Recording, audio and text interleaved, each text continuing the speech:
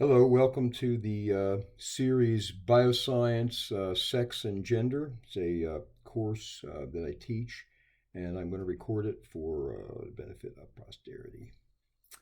Um, what we're going to do now is deal with the current notions about sex and gender, and we're going to take you through a history. This particular subject is full of politics, and we're going to try to separate the politics from the scientifically derived evidence and take you through that. Hopefully, you'll learn something about how media works and how think tanks work and the shakers and movers, as it were, what they're doing and some of their methods. So the current origin of gender theory is typically by those who follow it in universities. This was started by Dr. John Money about 1955. Now, of course, he's not the only one, but he's the one who did a few experiments that are classics that are used by the gender theorists today. So he also invented a lot of the words that we use today, and word manipulation is what we're going to be talking about here in the first part of the series. How words are manipulated to force you to come to a conclusion. Think tanks do this. They sit around and they come up with words and they say, how can we manipulate the word in the public arena so that eventually, when we get to a certain point culturally, when people have the new definition adopted, it kind of leads them naturally in the direction that we want to go. Think tanks do this. They pay people millions of dollars a year just to do this, to learn how to shape public opinion by manipulating the definition of words. Before I begin with that, I want to give you a little background about words in general. I am not a philologist, but I've taken a number of courses in the history of languages. I don't want to. Dr. McWhorter. I think he's from Cornell. I've taken a couple of his courses. He's in the news too over some of this, but I was listening to him before he stuck his opinion out there, which I agree with basically. But at any rate, so if you look here, I have it's called the compact edition of the Oxford Dictionary, and I want to use this to illustrate how words work. So a number of years ago, the Oxford University in England um, wanted to make a complete unabridged dictionary. So what they did was they took words that we typically use, gathered them on cards, and then they used graduate students. They would give them a stack of cards, I don't know, 10 or 11 words, maybe five, I don't know how many they did. And the object that the students were supposed to accomplish was they were to go into the Oxford University Library, which is one of the largest libraries in the world at the time, and they were to find really old books, as old as they could find, and then they were to read through the book and find their words. And then by looking at how the words are used, they were to write on the card how the word was being used, what definition was implied by the context, and they put the dates and the sources of it. And then they were to go and look up less old books and read it, and they were to continue to move forward chronologically, looking for their words until the word seemed to change its meaning. And then when that happened, they were to make another citation where it was from a new definition and put the date on it. And so when you look at this now,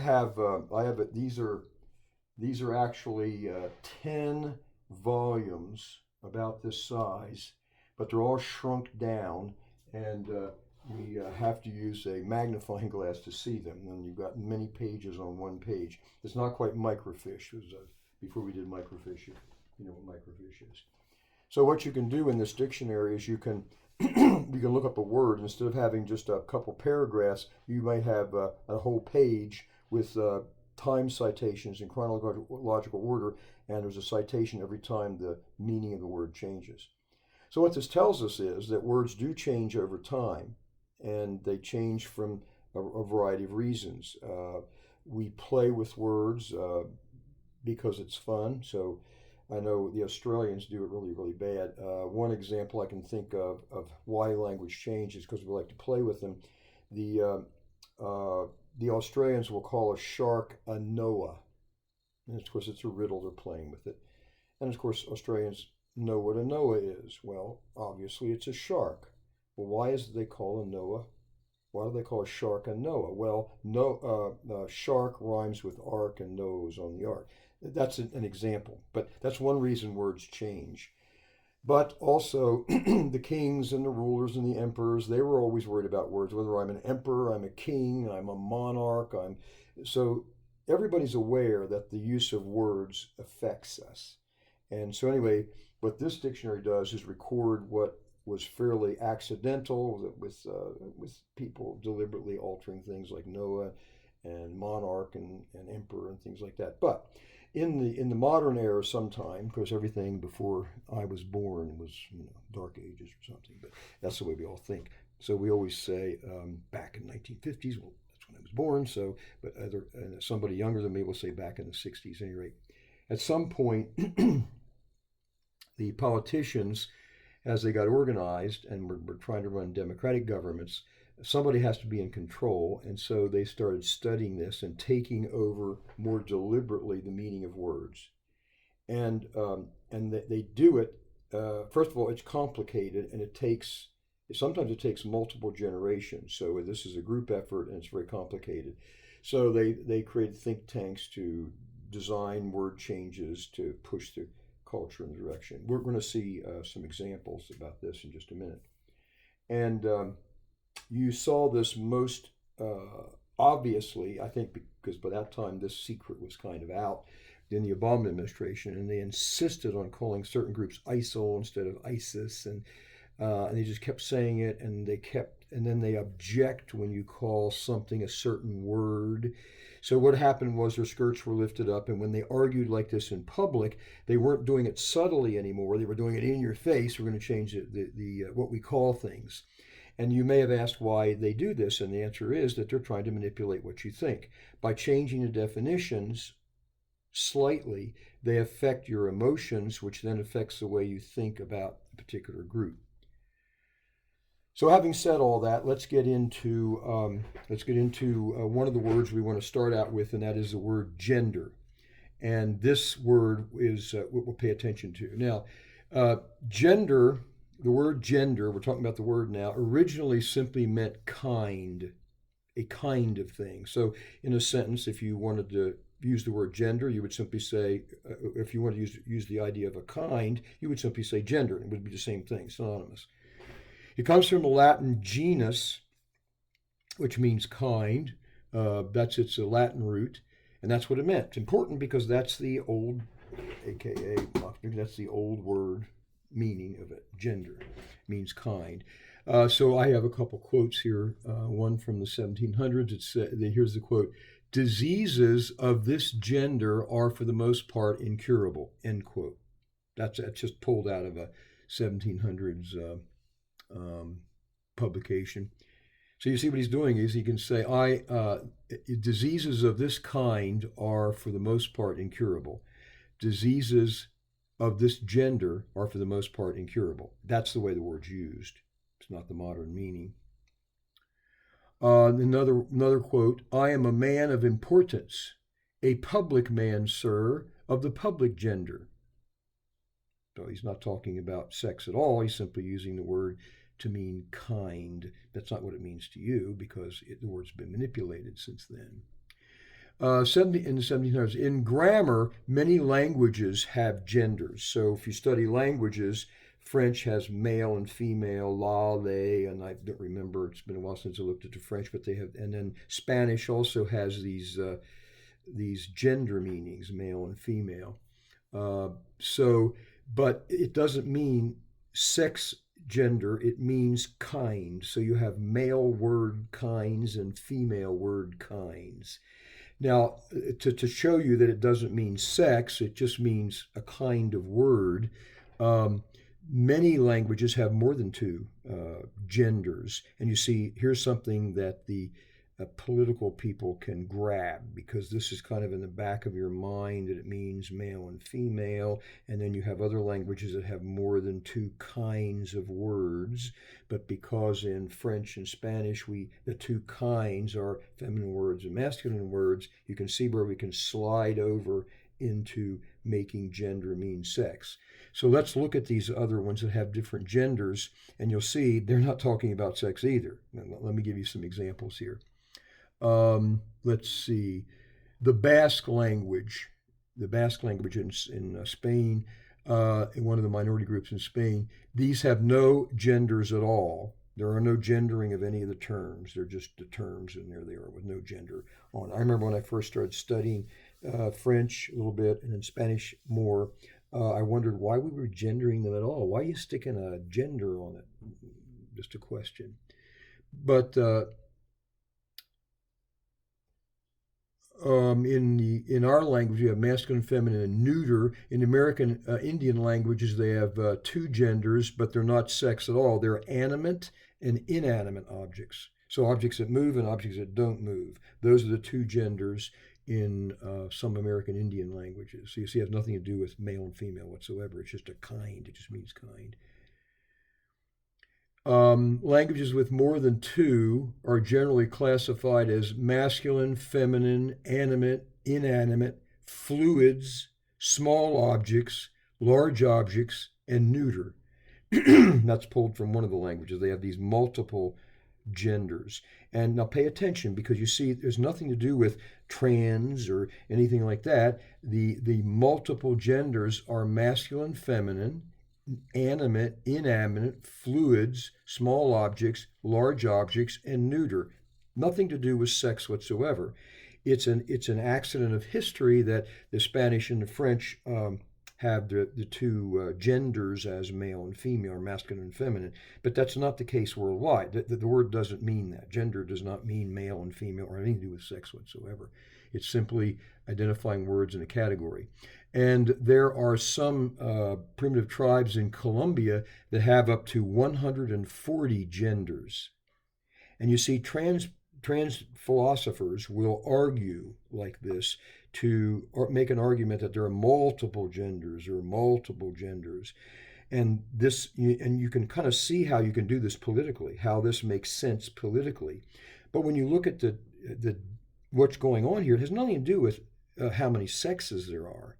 It's the fact that that we have two sexes, two kinds of people, and we have two kinds or three kinds of genders in language, or 140 kinds of genders in language, has nothing to do with whether we're a male or a female. But you can see this is what people in think tanks are looking for. They're looking for these kind of little links that we can manipulate the language, and people can go, oh yeah, that makes sense. That sort of thing. So you can kind of see how it works. I chose that example specifically for that reason. So the guy we want to talk about now, who is involved in the change in the word gender, is Dr. John Mooney, and his original work, which is cited by gender theorists, is published in 1955. And I want to tell you something about his work, because it's often quoted. John Mooney redefined the word to mean socially constructed sexual identity. And he changed the word in the formal literature. So the academics, teachers, people like that, influencers, media people are going to pick this up and start using the word this way, and then other people will begin hearing it. He separated the meaning from sex, which means genetic sex, XY, XX. He separated it. He does it formally in the literature, but with this purpose in mind. So who was John Mooney? Let's talk about him. He was a prominent psychologist, and also he termed himself a sexologist in 1955. 1955, that was very avant-garde sexologist. Like Victorian England and Freud, he would talk about, cigars being male members, and in polite society, and you weren't allowed to say that. And everybody, oh, but he was a scientist, so it was okay. So anyway, John Mooney was a sexologist in 1955. He invented the following terms, which you, if you've looked at this at all, you're familiar with these terms. He invented them. That means he didn't exist before he came along. He invented the terms gender role. He took it out of the realm of grammar, that is, type of language, a kind of language, and applied it to people, gender role, right? A kind of role, but you see it's close, but not exactly correct. He also invented the word gender identity. You've all heard that. That was not a word. There was no such thing as gender identity because people didn't think about identifying, they simply were what they were. Okay, so gender identity. He also invented the word sexual orientation. That was not a concept. The Romans didn't have an idea that you had an orientation. Didn't have that. And that was put into the marketplace in about 1965 is when that began to be popularized in the academic literature. So now let's look at, that's enough for that. We'll move on now to John Mooney's research. The famous research project that he did, he took a baby boy named David Eimer. I'm not sure if I'm saying his name correctly, Eimer, and he suffered from what is termed in the literature a botched circumcision. How do you botch a circumcision? It's pretty simple. It's a pretty simple operation. I've been listening to some other sources on this, and apparently everybody knows what a circumcision is. You cut the skin, the extra skin off the end of the male member, and this is supposed to be cleaner, and the Jews did it as a ceremony of joining the covenant, as a sign of the covenant. And apparently David was one of twins, and the botched circumcision was they decided to cauterize the skin, burn it off instead of cutting it off. And I don't know why you would do that. And then there was apparently a problem with it. And so Mooney, to give you a little background before I tell you what happened, on Mooney's theory that your sex was socially constructed. In other words, if you're a male and you think you're a male, you're not. It's nothing natural. Your society is. Oh, you have a beard. Oh, you're going to behave this way. Oh, you don't have a beard. You're going to behave this way. He said it was socially constructed, maleness and femaleness. This is where we get to the idea that you can choose what you want to be. Anyway, he on that basis he advised the parents, and they agreed to turn David into a girl surgically because they botched his circumcision. And then they were told to raise him as a girl and that he wouldn't know the difference. And there's no direct evidence, and I hate to accuse a dead man of something, but that really sounds very questionable. Why would you remove all his genitalia because you botched his circumcision?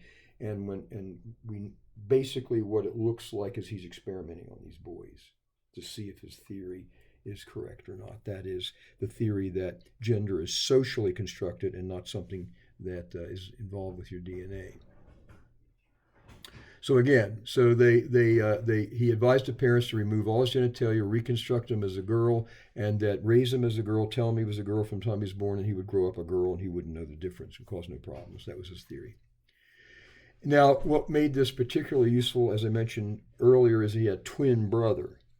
And if you've studied psychologists, because we're limited in what kind of experiments we can do on people, twins are ideal for many types of research. And so identical twins are perfect because now he has a twin brother who has the same DNA as him. He's a male, unmutilated, and then you have the twin brother who's now been turned into a girl and taught he's a girl, and now they can be raised together, and this provides a control mechanism for an experiment.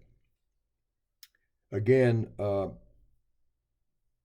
he presents this as an experiment, and so we just to take it at face value, this is an experiment he's done on people. As the boys grew up, he put them through therapy, and this is all recorded because the psychologists study this. And during the therapy, he did some very odd things. He had the boys disrobe and examine each other. Remember, they think they're opposite gender. He took pictures of them doing this, and he also had them simulate sex acts on each other.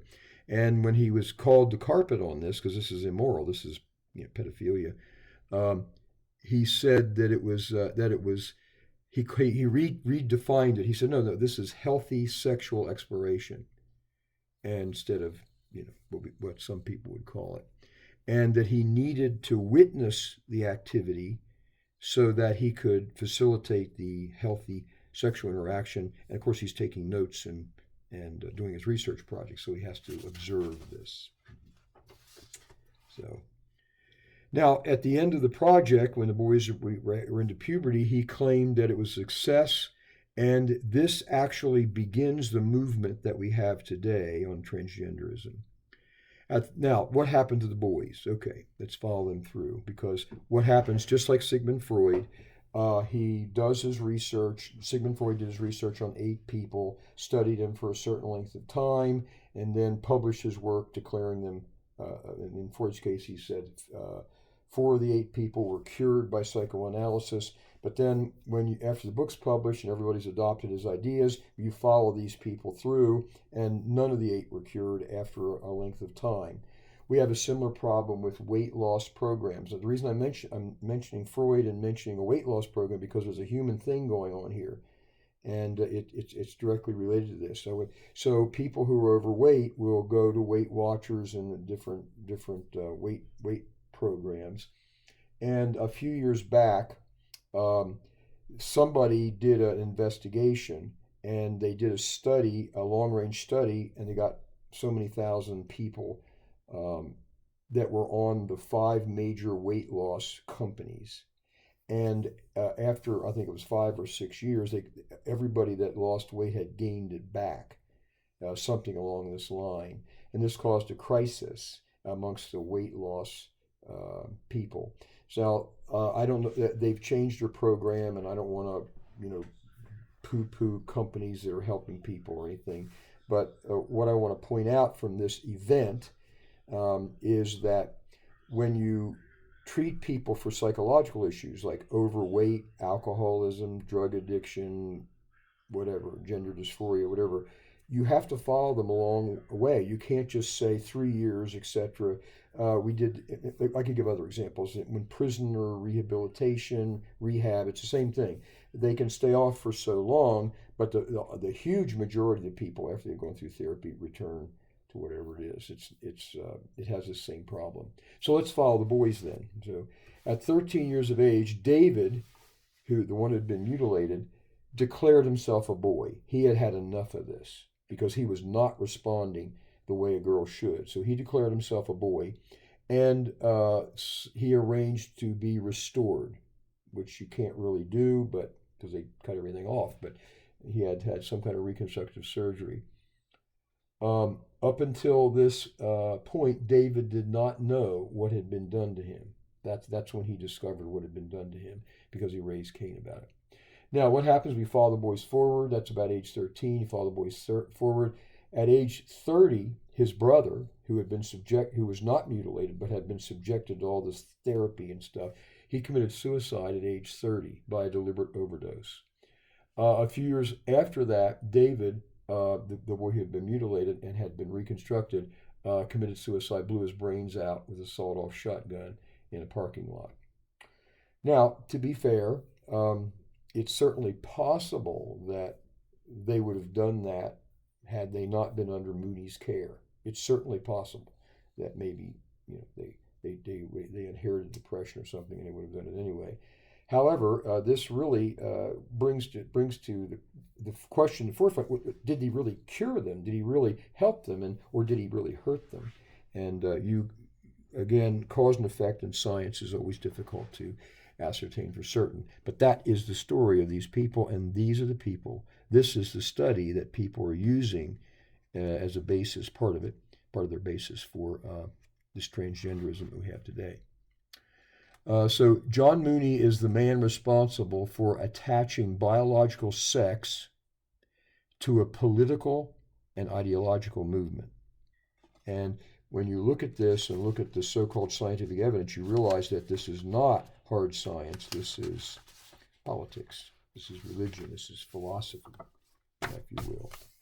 Doesn't mean it's wrong, just it's not science, it's not hard science. Moving to the next category, I have an outline here, and I wanted to have the PowerPoint in the lower part of the diagram, but I couldn't record it and have the PowerPoint there at the same time. It kept messing up the transmission. So we move up now to the New England Journal of Medicine, January 22nd, 2004, and we have a guy whose name is Reiner, Reiner, and he asks the question, what determines sex? Is it DNA or environment? And this is where we are today. Are you born this way, or is there something done to you, something about your interaction with the world that causes you to have gender dysphoria? And this, of course, just doesn't apply. This question about nature or nurture doesn't just is in this area. This is a big scientific issue. How much of what we can do, our intelligence, our temperament, our personality, how much of it is inherited and how much of it is environmental? You can't control the DNA after you're born, but you can control the environment. So teachers and parents and psychologists are very interested in this issue. So what he did was he looked at 16 males. This is his study, and it's published in the New England Journal of Medicine, January 22nd, 2004, if you'd like to look it up. He looked at 16 males, and they say, okay, so if transgenders believe it's a social construct, how do you know they're males? Well, the definition for the study was they have an XY chromosome. That's what we mean. That's what he meant in the study when he said he took 16 males. So he didn't ask them about their gender preference, orientation, or anything. This is just these 16 males had XY chromosome. But the commonality of the 16 males is they had a disorder called cloacal extrophia. Cloaca refers to the genitalia, and extrophia means outside. So it happens during the development of the child in utero, and you end up with urinary bladder, which is supposed to be behind your pubic bone, out on the outside of the genitalia. Things are not where they're supposed to be. In other words, their genitalia were messed up. That's all you have to know for the following the idea that I'm giving you. So out of the 16 males, 14 of them were surgically made into females because it was easier to change a male into a female than it is to construct the outside genitalia of a male. It's just very, very difficult. It would involve numerous surgeries and this to make them into males. So going on Money's original theory that sex is environment, not genetics, they said, okay, well, because we know this, they say they know it, we're just going to make them females because it will save them surgeries, it will be less expensive, and since XY doesn't really determine your gender, then or your sex, then it should be okay. That's what it was based on. So again, we're going to do a long range study. This study was done before 2004, so we have many years to know what happens with these 16 males. So here's what ends up happening. 2 of the 16 parents refused to allow their boys to be made into girls. 2 of them. So we can follow. This is our control group. We don't do that. We're not going to make they're XY. We're going to make them male, and so they went that route. So those 2 of them were raised as males and did whatever they had to do to make themselves as normal as possible. They grew up, and their entire life claimed to be males, acted like males, and could with the limitations of their